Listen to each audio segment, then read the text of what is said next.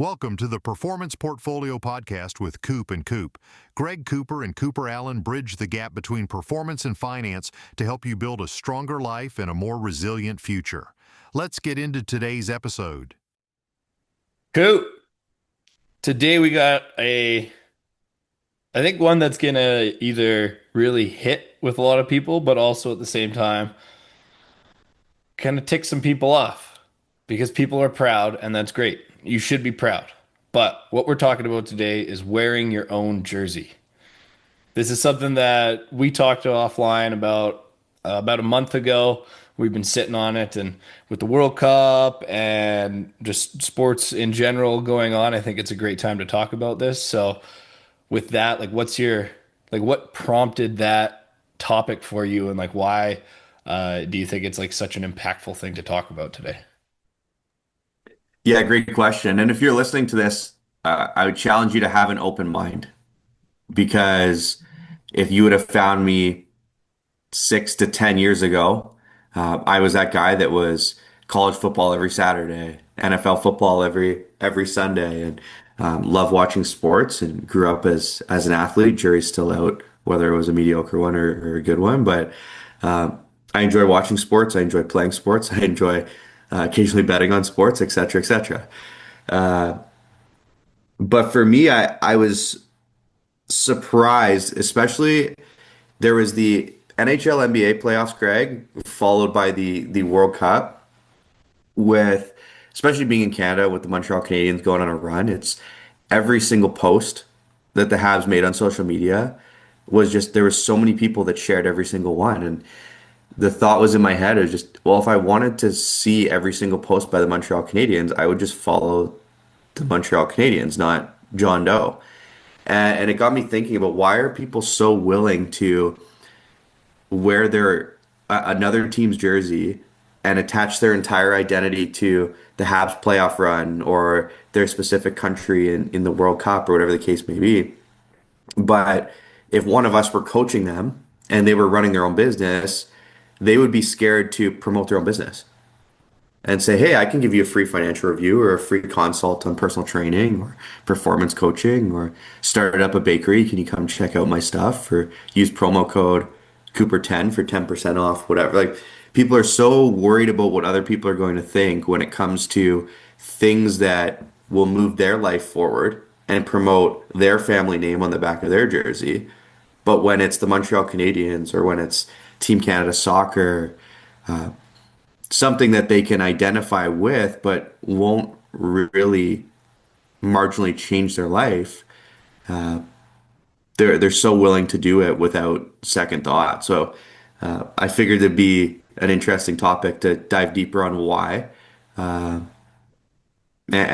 can talk about it through there's also content on social media where a lot of influencers will say like it's cheesy to wear another grown man's name on your back, or if you're not completely financially independent, then you shouldn't have time to watch sports. And so there's some extremism there too. There's people who go all the way one way and all the way in the other, and I think we could find the nuance on the episode today through our conversation.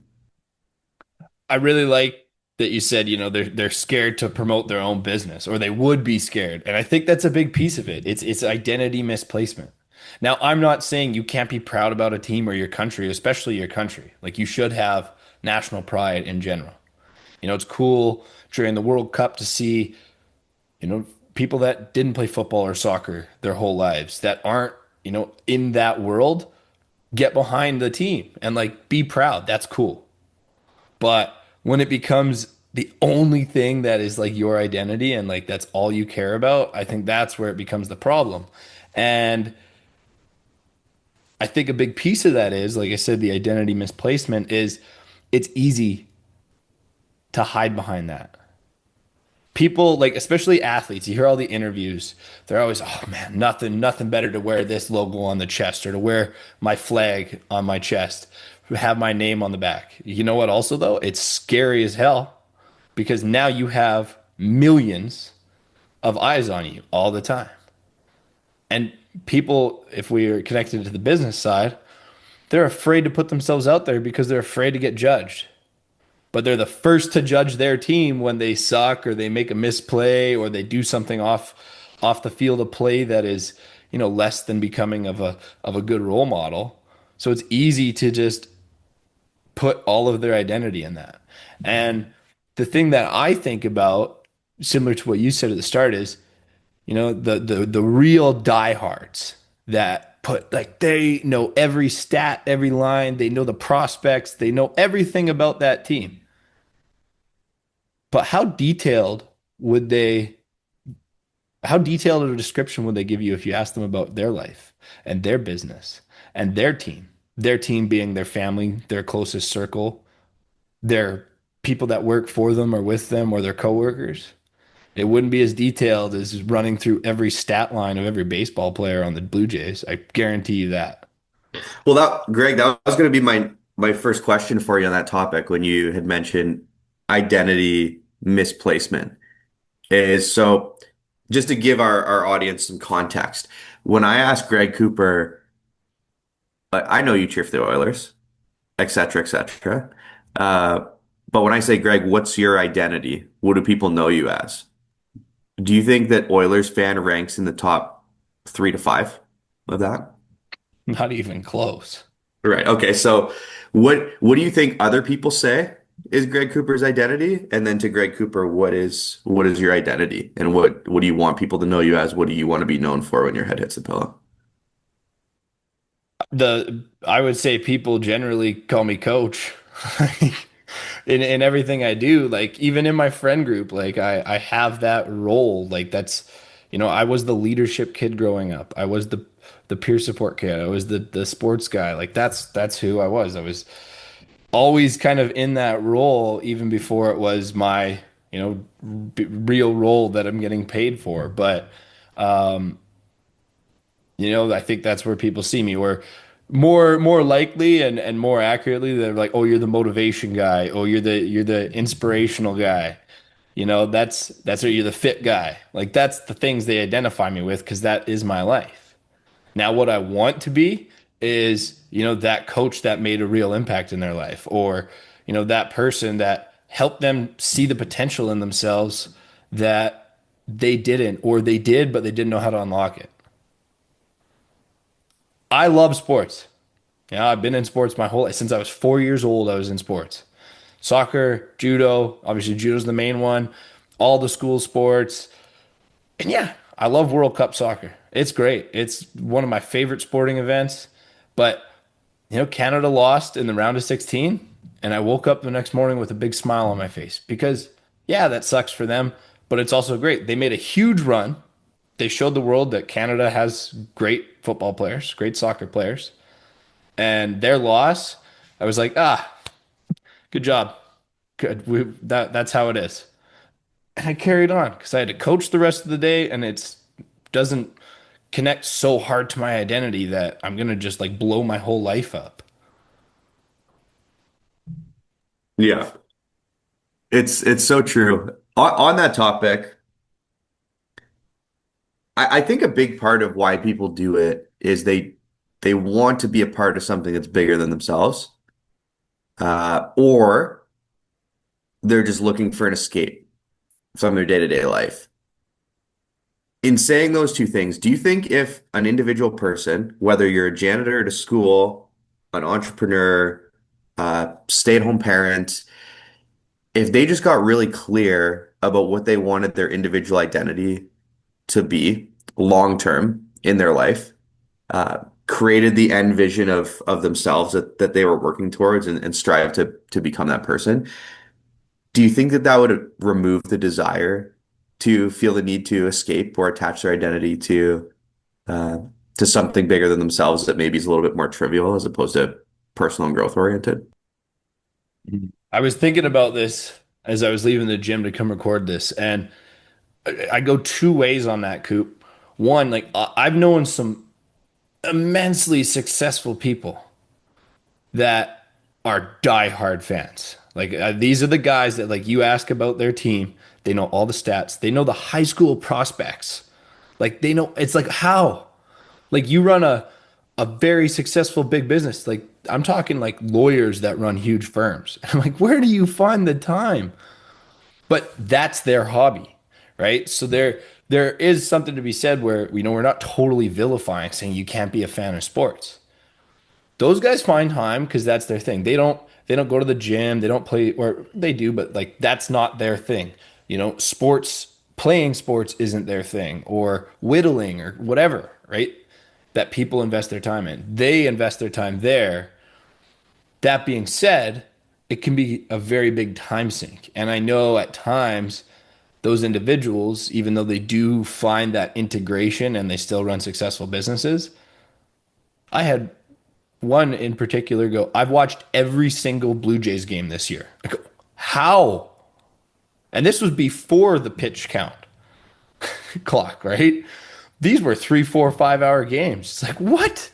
When do you talk to your family? When do you eat? When do you sleep? There was no real answer for those questions. So, like, when they couldn't just go, oh, this is how I do it, I'm sure they were probably doing some work while they're watching the games. That's a given. It's a little bit of an assumption, but like I'm sure they did. But you know, it's still crazy to me that that time investment to successful people can be so misguided. Where on the other side of it, I think it's productive procrastination, or that's how they frame it to themselves.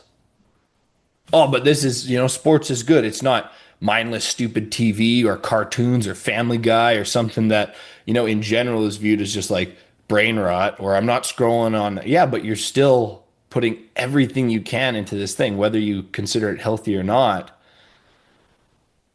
What if you took that time, still was a big fan, maybe just watch the highlights every other and only watch the big games and like shifted how you're a fan? How much more productive would you be? Could you grow your law firm? Could you get two new offices? Could you get two new people coming under you to be your successors? Like, what more could you do with that time if you didn't use it as a crutch? Because a lot of the diehards use it as a crutch or a mask or armor to hide behind when they're not wanting to truly dive into their own team, their own self. I think that's the most important distinction that people need to hear, and that we'll make on this episode is, correct me if I'm wrong, I don't think either one of us hold the view that you're weird for wearing your team's jersey. Uh, yeah, and Greg's, for those just listening, Greg's shaking his head, and I made a whole um, video on how awesome the Scotland fans were during the World Cup. Like I said, national pride is awesome. Like, right, be loud, be proud, but it can't be everything. totally. And I think that is the important distinction is if you're someone who is so fired up about the Blue Jays or the Leafs or the Canadians or whatever it is, be so long as you're as equally fired up about building your business or being a dad or chasing the best version of yourself or being a provider in your community or a pillar in your community, awesome. But if you're not, if you're one of those people that you're only passionate about the Jays and with the rest of your life, you're kind of bummed out, a little bit depressed. You're not really contributing a ton to your community. You're not showing up as the best version of yourself, your family. Why? And that's now, as I say it out loud, I love that you use the term identity misplacement because I'd say that's also energy misplacement. That's also perspective misplacement. And that's always been the thing that's confused me is if you've got time to sit down and watch a 3 hour Jays game in an evening after your 9 to 5, but from a financial, and I'll talk about this from a financial lens now, you're broke and you say, well, there's no point in me even going to a financial advisor for help because I've got no money to save, no money to invest, I'm in debt, but you have time to watch a 3 hour Jays game every evening. Well, if you've got time to watch one every evening, you've got time 1 to 2 evenings a week to pick up a second job to make the money to pay off your debt and make the money to build some savings. Now, is that a forever plan? No, that's not a forever plan. But if you've got 10 grand on a credit card, then go pick up a second job till that credit card's paid off. Uh, and that's when it comes to what does identity look like in the money game? It just so many people are in this survival state and they don't have a vision for what's the legacy that I want to leave. And so there's not even really a point in talking about product on do you go what types of investments, what types of insurance, how do you pass it on? Uh, until you have a vision for what that looks like. What do you actually want? Do you want to your kids to be taken care of in XYZ way, or do you want to be in a spot where you can do certain things? Do you have a big part of financial planning is what's on your bucket list? What are some things you actually want to achieve? What are some emotions that you want to experience? What are some things that you want to have less of? Uh, if there's a bill that keeps you up at night, well, how do we make sure that it stops keeping you up at night so that you can get better sleep and actually focus on the rest of your life and becoming better? And uh, the reason this all ties together is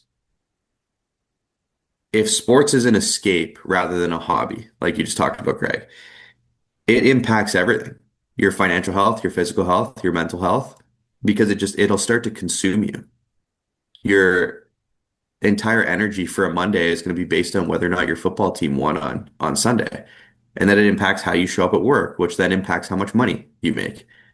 If you're drinking beers all day Sunday, you're probably not getting up Monday morning to go to the gym. Alcohol is also a depressant, so you're probably not feeling the greatest on Monday. So every area of mental, physical, and financial health can be impacted negatively if something like a sport is consumed in the wrong way. Now, to your point as well, Greg, what I like that you mentioned is all three of those things can be enhanced if it's consumed in the right way. So if you're going hard in business and you need a brain break and you schedule it in and you go, okay, I know the Jays play at such and such a time, and I'm gonna go to a game with my wife, and that's gonna be our date.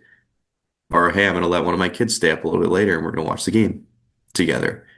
Uh, then by all means, yeah, there's times where if you can schedule times throughout your week and throughout your month to slow yourself down and recharge the battery, yeah, it's a recipe to avoid burnout. Mix in some things you like to do. That's a big part of my identity is along the way, I don't want to be that guy that 50 years from now is on Instagram going, yeah, it's just a grind. And you just got to work 24/7, 365 to get there. And you either want it bad or you don't. You want to be the one or you don't. I want to be the guy that makes stuff happen, but as I'm making that stuff happen, having fun along the way. Uh, Now, does having fun mean drinking beers and watching Jays games 7 days a week? No, you got to find fun in the grind and doing the things that need to get done. Navy SEALs will call it type 2 fun, the stuff that's not fun when you're going through it, but it's fun after the fact. Uh, but it just you got to be, I guess in that realm, sports can be positive for your both your mental health and your mental health in terms of it allows you to reset and have an identity outside of your job or outside of your business. Uh, so yeah, liking baseball or liking hockey or liking going out for wings with the boys, having some hobbies can be good to not get consumed with being a dad or getting consumed with your career for sure. Uh, and if you're doing those things in a healthy manner with a good perspective on it, it can help you increase your income.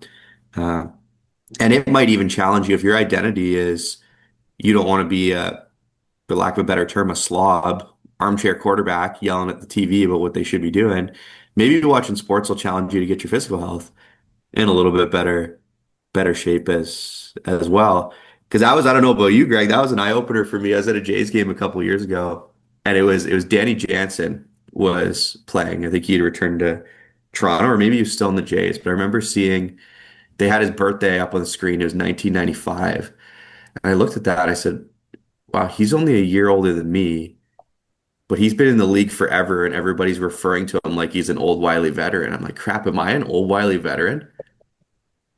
There was just like a little cue for me. I'm like, man, in the context of peak performance in sport, I'm an old guy.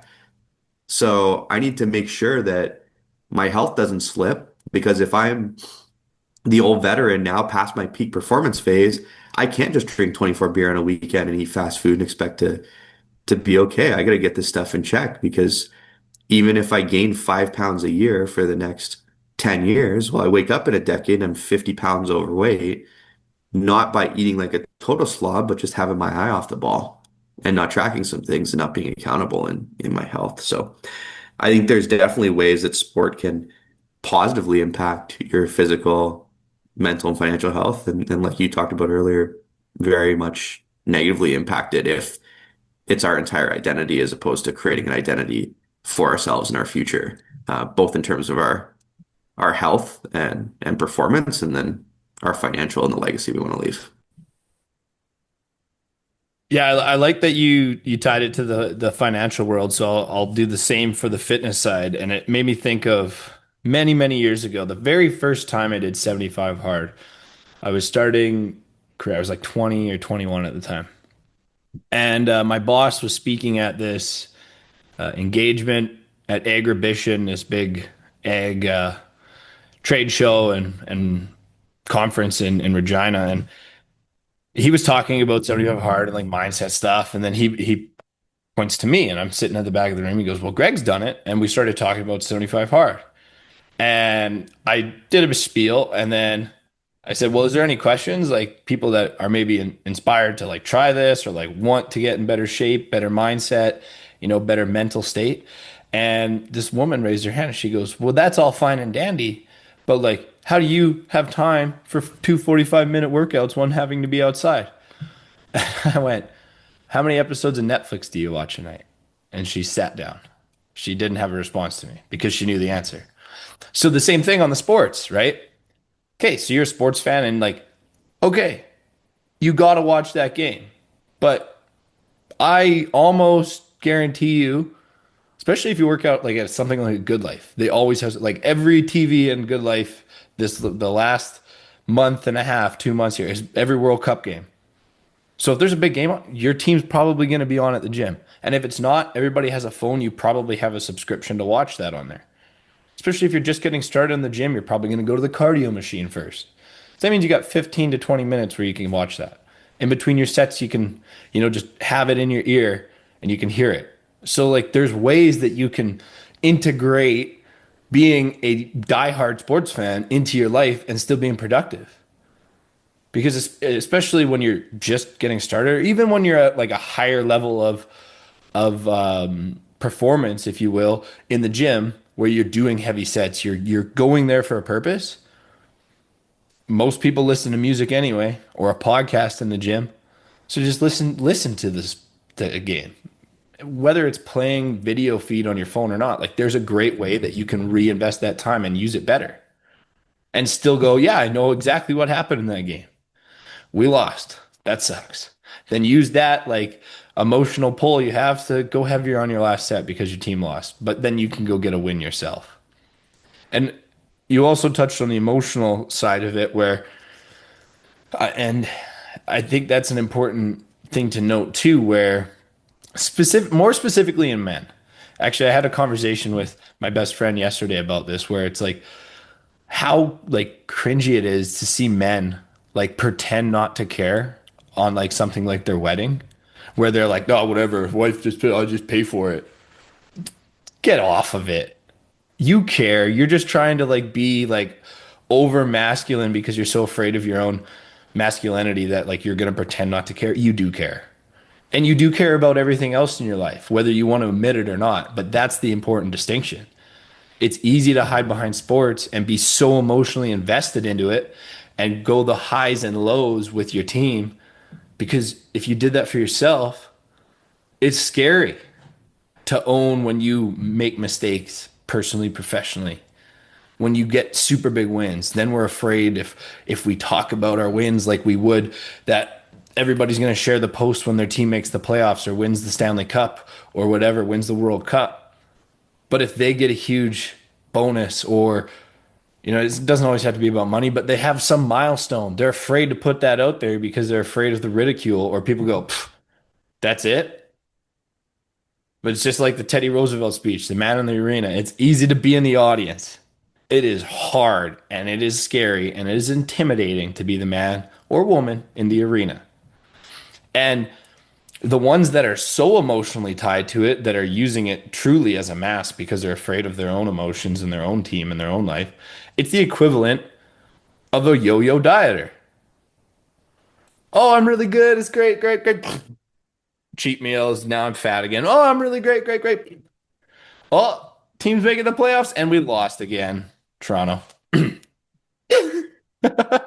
Right? Sorry, I had to do it. But they ride those highs and lows and it becomes so unhealthy because then the next day at work, they're a miserable human to be around because something that had no pull on their life, they're not employed, they're not on the payroll of the Toronto Maple Leafs. They let destroy their day, maybe their week, maybe their month. Now they're a bad coworker, a terrible boss, a miserable partner to be around. Their kids are upset because dad or mom is just like frantic. Like that is an unhealthy emotional investment where it's like, yeah, you should be proud. Okay, yeah, dang it, we lost. Whatever, move on. I got more important things to do with. But like for those people, like what would happen if you had that emotional investment in your own life with your own team, your family, your friends, your coworkers? How much more productive and how much more would you actually care and actually input yourself into your own life? It would Yeah. be a And lot because we know how much you do it for sports. for sure. Well, and that's a great point about the passion part isn't the problem. The paint your face, get fired up is great. The anger and the annoyance is the issue. Because the passion, so long as you can take that passion and also apply it to the other areas of your life and just overall be a very passionate person. If you're very passionate and animated, by all means, there's a lot of passionate and animated people that do really awesome things for their community. It's the issue is when you allow it to consume you. There's two issues. One is when you allow it to consume you, and now you're throwing your TV or your phone through the TV or your remote through the TV, or you're showing up and your Sunday now turns into Monday's ruined, et cetera, et cetera. Or it's when you're only passionate about that. How can you be so fired up about a hobby, but not fired up about bettering yourself and bettering your life? So that would be the tangible thing I'd suggest to people is don't if you're someone who reposted every story about the World Cup and videos of that or the Montreal Canadiens hockey playoff run or whatever it was that you're cheering for, don't necessarily stop doing that. Don't take this as a, oh, you're a loser for watching sports. You're not a loser for having a hobby, whether it's sports or video games or whatever. It's lean into the passion that you have for that and then figure out ways that you can bring it back to your own life. Get as fired up about the progress that you're making in the gym.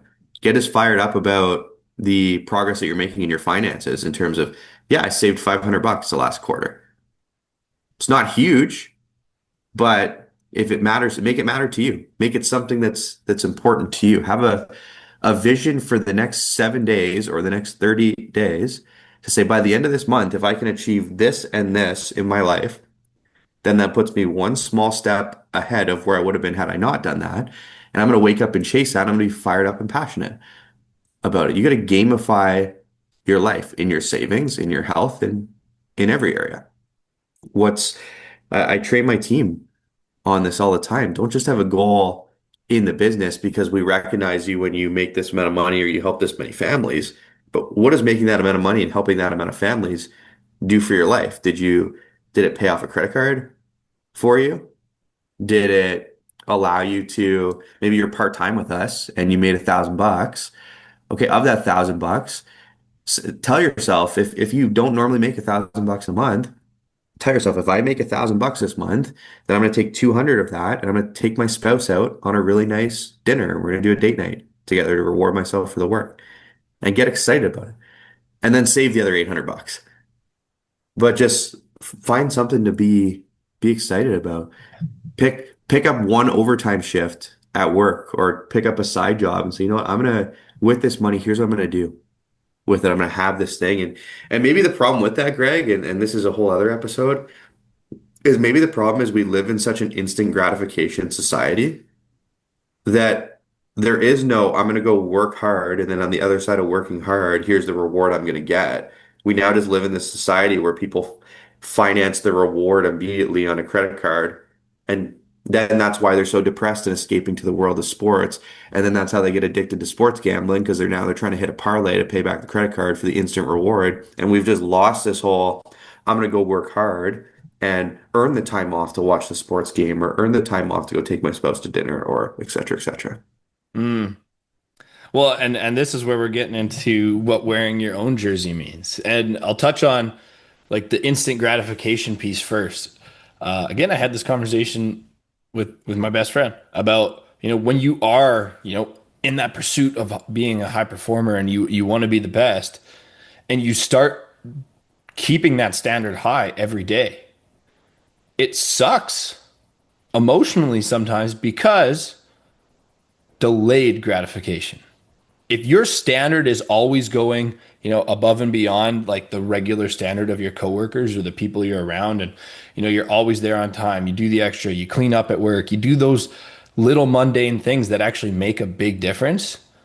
Rarely people will point that out because they go, well, that's just what Coop does. But they'll very quick to point out when you make a misstep or you miss something or you make a mistake because it's easy to point that out. Just like, tie it to Connor McDavid, right? It's expected that he's going to make an end-to-end goal and crazy goals and be the best player in the world. But when he's in a slump, because guess what? He's human too. His jersey doesn't give him freaking superpowers. I mean, he's got a ton of talent and a ton of work ethic, but they're very fast to go, Jesus, what is he doing? What is he doing? What is he? He doesn't know what he's doing anymore. It's like he's Bambi out there on ice. Yeah, he's gonna get the highlight reel the next day when he makes a sweet goal, but people won't like roar about it. But they will always come down on the man or woman in the arena when they make a misstep. And that's a piece that, like, again, when you're wearing your own jersey and you're proud of your own jersey, what does that mean? Well, that means, taking ownership of your life, taking ownership of your missteps, of your wins. It means keeping your standards high, bringing your team with you, right? Because it's not just your name on the back. You ask any sports athlete, I shouldn't say any. You ask 99.99% of sports athletes, like the true professionals, their name doesn't matter to them on their back. It's the logo on the front or the country flag on the front. That's what matters. Team first. Now, there's some selfish players out there. We all know that, but most will say that. So what is wearing your own jersey? It means bringing your team with you. Right? One player can't win a World Cup. One player can't win a Stanley Cup. We all know this. If you're in Edmonton and you're an Oilers fan, you're very well aware of that. Even with two, Leon Draisaitl and Connor McDavid can't win it for the team, especially when your goalie's a sieve. But it's all of those things, and it's tracking your own stats instead of the player stats out there on your team. What's your sleep like? What's your food like? What's your movement like? Your steps, your income, your finances, your happiness, your mood, all of those things. Do you track those things? Maybe not. Maybe you do. But I bet if I asked like the diehards that emotionally put themselves into their team, what's Bo Bichette's numbers? Blah blah blah blah blah blah blah blah. Okay, what's your numbers? What do you mean? What are my numbers? What's your sleep like? What's your win rate this week? What's this? What's that? They go, oof. Because they're avoiding wearing their own jersey. Yeah. Yeah, exactly. Yeah. How much are you lifting? What, how quickly can you run a 5K? What's your income that hits your bank account every 2 weeks? And they have to pull up their phone app to look. How much money do you spend on groceries, give or take? Could you tell me within $50 a month? Do you track it? That's we were the budget that we set at the start of the year, because I just reconciled this a few days ago for the first for 6 months of 2026. Greg, we were $174 as a family, my wife and I, $174 under budget for the first 6 months of the year. With everything that's come up, the kids have started in an activity that was never originally scheduled. We had a change in some business expenses, et cetera. I could list 8 different things that have changed that I could not have foresaw happening when we set the budget at the end of 2025. And we're within $200 over 6 months of where we projected to be. Tracked down to the penny month by month for 6 months in a row. What scares me, probably another podcast topic, is what percentage of advisors could actually tell you that? I think it's relatively low. And on the fitness side, I mean, this is more visual, but I mean, I'm not going to hire a financial advisor that's not more financially sound than me. I also wouldn't hire a fitness trainer or a coach that isn't fitter than me. You see some of these coaches, you go, how can you be a strength coach when you're not strong? How can you be a speed coach when you're not fast? Now, if you were those things because you're like the 70-year-old like mind of a genius and you did have those numbers, but now just as time goes, your strength is going to naturally go down. But even then, those 70-year-olds that are like the elite coaches, and they're still stronger than hell. I have a 70-year-old client right now that benches 225 still for reps. That's Wow. impressive, right? But it's like you're not going to hire those people to give you guidance when they're not above you or at a very minimum just ahead of the peak of you, like just ahead of you. So yeah, but I think the number of financial advisors, like I know a few that I'm like, how are you giving financial advice? You need to talk Yeah, to yourself. for sure. That was an interesting perspective piece. I don't have to use it much anymore now that we've kind of built a brand, but before the brand was established, and you could tell it was in the back of some people's minds of, well, it's a young kid. Why would I trust him with my money? One of the things, and I won't even credit myself on this, it was something my dad would say, is he said, yeah, the reason Coop, when I started the industry at 22, he's like, the reason he's not stone cold financially independent and still needs to do this is because his money hasn't hit the last few doubling periods from a compound point of view. It hasn't gone from 500,000 to 1 million to 2 million to 4 million. But when you're sitting with a financial advisor who's 60 or 65 years old and they've been doing this for 30 years, then they better be able to show you that they're stone cold financially independent, because if they're not, then they're not practicing what they preach. Because if they've been doing this for 30 years, they should have investments in the market for 30 years that if those investments have done what they're telling you yours are going to do, then they shouldn't have to work anymore. So they should be doing this for fun. And that should be an honest conversation. If you're with an advisor who's 50 plus years old, you're with them for their experience. Well, they should be able to show you, yes, I've hit my financial independence number and I'm still doing this for fun because I want to, not because I have to. That's a very valid question to ask of that person. Hey, why are you still doing this? Just out of curiosity. Like, do you need the income to pay bills? Like, at what age did you become financially independent? And your advisor should be able to say, hey, we've been doing XYZ for X amount of years. That's not, if I was going to hire you as a performance coach, it's not far-fetched for me to ask you what your performance plan is. Now, is your performance plan going to be what you're going to coach me on and what my plan should be? Probably not. But if I'm going to pay you money, should I be comfortable enough to ask what your plan is and why you do it that way and how much of your plan should bleed into my plan? Of course, that's a very, very important question, very, very above board question. But anyways, I've taken this off topic. One of the things, No, Greg, you but mentioned. I don't think you did though, Coop. Sorry to cut you off because you hit on like a super important topic there. And we touched on it throughout the podcast where it's like, they know the stats of the team, but they don't know their own. I'll take that a step further. Are you willing to share your stats with the people that are your clients or people that are around you that look to you? If you hesitate or it's no, and you're the person that talks like, oh yeah, I have these like super great clients. I coach all these athletes. Okay, who are they? Where are they? At a very minimum, what are your numbers? At the very minimum, what are your stats? What can you show me that validates what you're talking about that is? I haven't, you're a strength coach. I've never seen you do a single lift in your life. I don't know if you know how to do a squat or you're a financial advisor, but that's more confidential. But like in that meeting, are you willing to share pieces of yours? If you're hiding all that information, there's a reason you're hiding it. But you can look up every sports team in the world stats. It's out there. It's out for everybody. There's no hiding there. Those athletes can't hide because they're in the arena.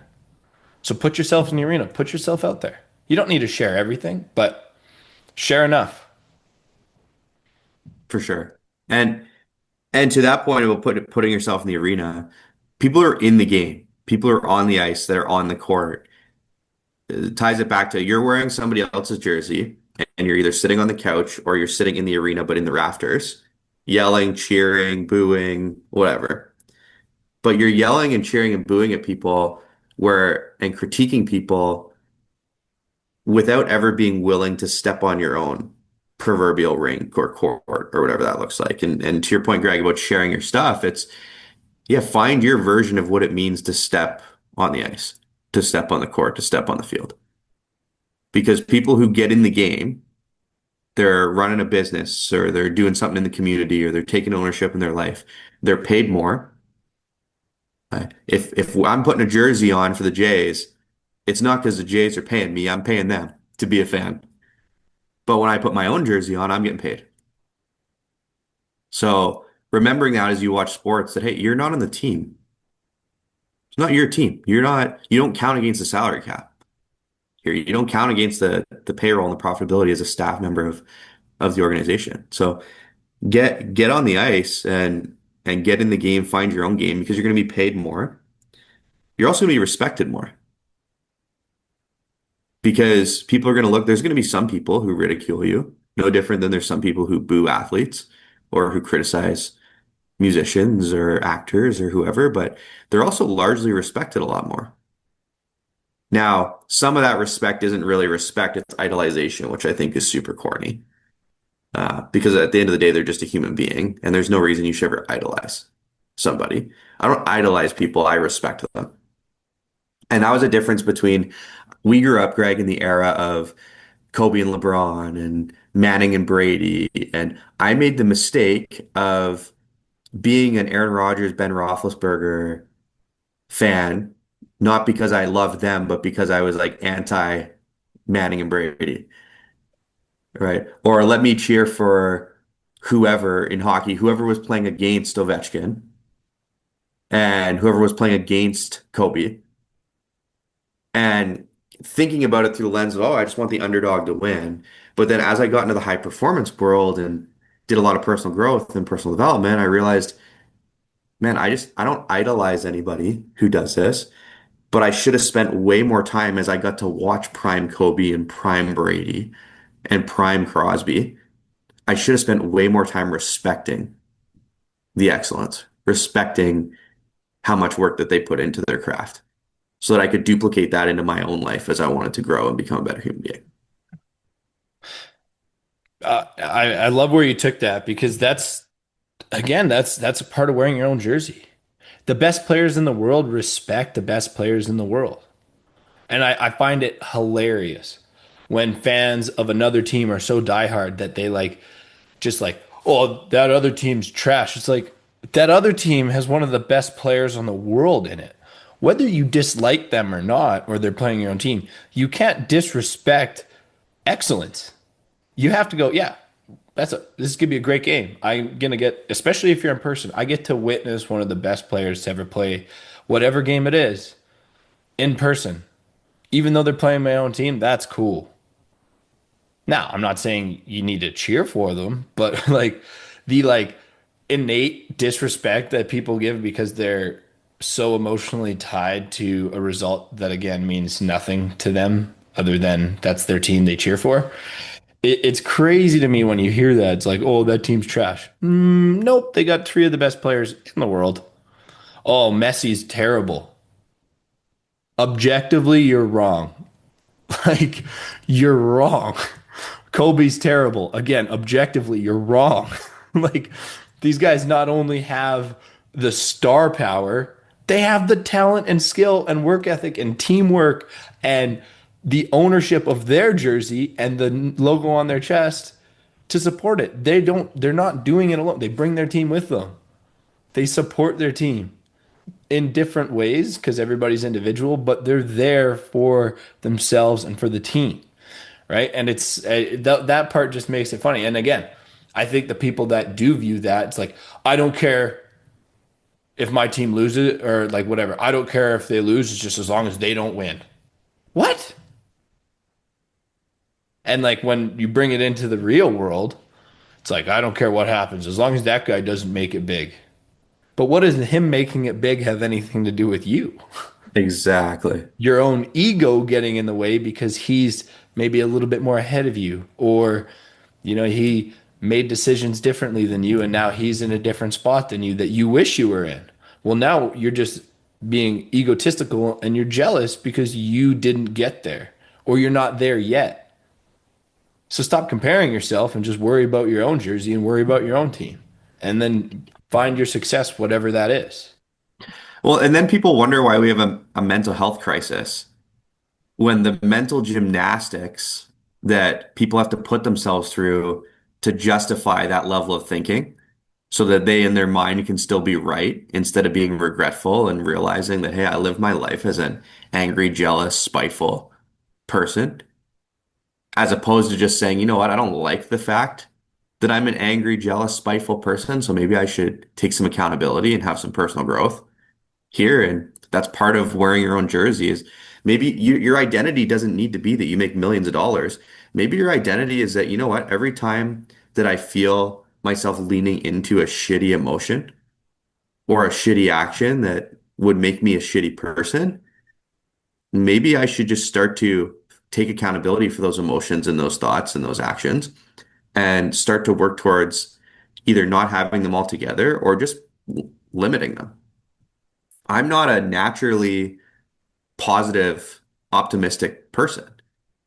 I just, when the negativity comes or the pessimistic nature comes, I try to limit it or put a cap on it. If it comes 80% of the time, can I nip it in the butt right away? Half of that time and just lean into positivity and optimism. And the other thing, Greg, you'd mentioned great athletes always respect and appreciate great athletes. In the real world, the bar is so low right now that you don't have to be the Sidney Crosby equivalent in hockey as a dad to be seen as a great dad. Because men in today's society, quite frankly, have set the bar pretty low on what it means to be a great dad. So I don't, it's not even a respect to you because you're a world-class professional dad. I just appreciate people who try. You want to put yourself out there and start a business? Awesome. You want to put yourself out there and be a great person? I'll give you great examples. At a restaurant the other day, and if I had cared more, it largely would have been a terrible experience. It was an hour wait time on food. Was not a very complex order. A lot of people were in there complaining. It was also a change in ownership 3 days before we came in, and they had brand new staff that they were training, and they got a huge rush of people that came in that they weren't expecting. And there was a couple locals in the place that were a little bit crazy and causing some problems. Nothing major, but enough where a new staff would be like, I was not expecting this on a random evening. So, but I sat back and I watched how the owner handled it. And I watched how the lead server handled it. And I left giving a bigger tip than usual, leaving a place where they were ready to comp my bill. And I said, no, I will pay full pop and I'll tip more than I would normally tip because I just watched two human beings take an immense amount of personal ownership on a lot of things that were largely out of their control, but they took ownership for them anyways. So they were not perfect. The experience was far from perfect, but they were trying, both the employee and the business owner. What about as a dad? Like it might look goofy. You don't think when I'm having a dance parties with my daughters and I look like a total tool bag? Of course I look like a total tool bag. I'm just trying to create memories for the kids, man. And other people are willing to do that instead of being the guy that's too cool for school. And I don't want to show that I love my daughters. Are you kidding me? Like you said earlier, Greg, it's just, what are we doing? Stop being too cool for school. Hey, you're so cool. You're so cool that you're not cool. Like make caring cool. Make that the thing. So I just respect the people who try, not the people who've given up, not the people. That's why I have such a hard time with people in our generation right now that are going, the boomers had everything, and so there's no point in even trying. Well, you might be right that previous generations might have had it a little bit easier economically to get ahead. That does not mean throw in the towel. If your mindset is I'm going to throw in the towel because it's a little bit harder for me today, I've lost respect. But if you go, you know what? Yeah, I'm going to put my helmet on. I'm going to strap the pads on and get in the game and accept that it's going to be a little bit harder. And even if you're complaining about how it's harder, if you're in the game and you're trying to make it happen, you've picked up a second job, or you've got more intentional on your budget, or you've got more intentional on your emotions and scheduling your life better so that you can do what you need to do to be there for your work and for your family and try to harmonize it a little bit better. Or you've picked up a book that you want to read, or you've reached out and asked for podcast recommendations, or you're seeing a therapist, or you're doing something, literally anything, like just trying, not just existing on the hamster wheel of I wake up and go to work because that's what I'm supposed to do and I'm just on autopilot. And then I come home and I'm grumpy and I throw the TV on or whatever. Like just start respecting people who try. And and not I used to say just at least be indifferent. Don't try to be the crab in the bucket that pulls them back. But if you're holding somebody back, don't even move to indifferent. Completely 180 and just have some respect for that person. Don't make fun of them. Don't lean into your ego. And that's like you said, Greg, it's the reason that people are making fun of them, giving them a hard time is because they're not wearing their own jersey and they're watching somebody else put their own jersey on. And why don't you take your jersey off and just throw the Leafs one back on with me and come get drunk and have some wings and watch the game and we'll talk about high school. No, how about I go to work for my family? How would I go to work for the person that I want to be? How about I go do more? And I'll enjoy the same game that you will. I'll just enjoy it through a much different lens, through a much different perspective, and I'll take the same passion that I have for sport and just apply that to being a better human, being a better dad, being a better husband, being a better entrepreneur, being a better leader, being a better steward in my community. Uh, and the last point before I turn it back to you to close, Greg, is when we put kids in school for them to learn and grow, they have a curriculum. The teacher doesn't just show up and go, huh, I wonder what I should teach them today. But that's how most people live their lives when they get to adulthood. They wake up and they go, huh, wonder what I should do after work today. Oh, Jay's game's on. Okay, I'm gonna go do that. If you want to live a life where you're harmonized, you still want to be a sports fan, you still want to wear another team's jersey, but you also want to prioritize wearing your own, you need to budget your time the same way that you should budget your money. There's 168 hours in a week. You've got to work 40 of them in your job to pay your bills. You've got to sleep 56 of them, let's say, if you want 8 hours a night. Okay, so what do you have left? You have 72 hours left. Reverse engineer, how much of that is my commute? How much of that is meal prep, et cetera, et cetera. Okay, you've probably, when all's said and done, after you mesh that all out, you probably have an extra 50 hours. Where are those 50 hours going? If you say, I want to watch 5 3-hour Jays games this week, that's fine if 15 of your 50 hours are going there. But did you make that decision consciously or did you just wake up and decide? Like, is it part of your growth curriculum that 15 of my 50 spare hours this week are taking care of my mental health by just vegging out and watching the Jays game because that's going to be my recharge? And then of my other 35, here's how many I'm going to put towards my kids, how many I'm going to put towards personal growth and development, towards increasing my income, towards all these other areas. But it's oh, I don't have time. I have no idea where my time goes. I just know I have none of it. I have no idea where my money goes. I just know I have none of it. Well, how can you have no time and no money? If you have a, none of one, you should have a lot of the other. If you have a lot of money, it makes sense why you have no time because you're always working for money. If you have no money, you should have a lot of time. If you have no time and no money, that's you really got to look in the mirror and audit. Okay, well, where's it all going, and how do I make this adjustment? So, if you want to watch sports, if you want to wear another team's jersey and wear your own at the same time and harmonize it, it's just scheduling. Sit back the same way a teacher would go, here's the curriculum for grade one. And then when I graduate grade one, here's the curriculum for grade two and grade three all the way through. And Billy Madison's going to go back to school and figure it out. Uh, what does that look like for you in your life? Yeah, you're not gonna go listen to this podcast, get inspired, starting tomorrow, go, I'm gonna cut all sports cold turkey. I'm gonna do 75 hard. I'm gonna start a side business. I'm gonna pick up overtime at work to make sure bills are paid. I'm gonna spend a ton more time with my wife and kids. Like that's what everybody tries to do on January 1st, and then they wonder why by February none of their goals have been reached. But what's your grade one level of growth that then graduates to grade two? Mm-hmm. Then graduates to grade three. What's the one thing coming off this podcast that you're going to do to take the passion that you have for your sport? And maybe it's not a sport for you, maybe it's a video game or something else. What's the passion you have for your hobby currently? What's one thing that you can do to take that passion and apply it towards wearing your own jersey in your own life? Is it your mental health? Is it your financial health? Is it your, I'm going to pick up a second job and I'm going to work one shift a week, and that's going to be the step that I take for the next 3 months? Or, you know what, I am going to, that gym membership that I have that hasn't been used in forever, I am going to wake up 45 minutes earlier than I normally do, and I'm going to go crush a 30-minute workout and a quick 15-minute shower and just be on with the rest of my day regularly.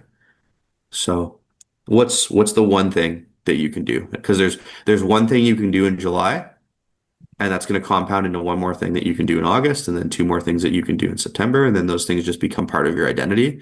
And then you'll listen back to this episode and go, I don't even recognize the person that I was in July. Or you'll do nothing, won't take any ownership, and you're going to go, man, those two guys are jerks. What do you mean I can't cheer for my own sports team? Like just let me do what I want. I'm just going to go to work and pay my bills and love my Leafs. Like screw off, you guys. But then you'll get to a point in your life where you'll have to go through to not lay on your deathbed regretting that you spent all your energy on a sports team rather than your family and your career and being a pillar in your community. You're either going to live with regret or you're going to have to go through a deep amount of mental gymnastics to somehow make it Greg's fault and not your own. And that's all I got for today. Yeah, I think you nailed it at the end. Cheer for your team. Be proud of your team, but wear your own jersey first. Be proud, be more proud of that. Coop, see you next week. Thanks for tuning in this week. If you found value in today's episode, like, subscribe, and share with someone in your circle so they too can build a stronger life and a more resilient future.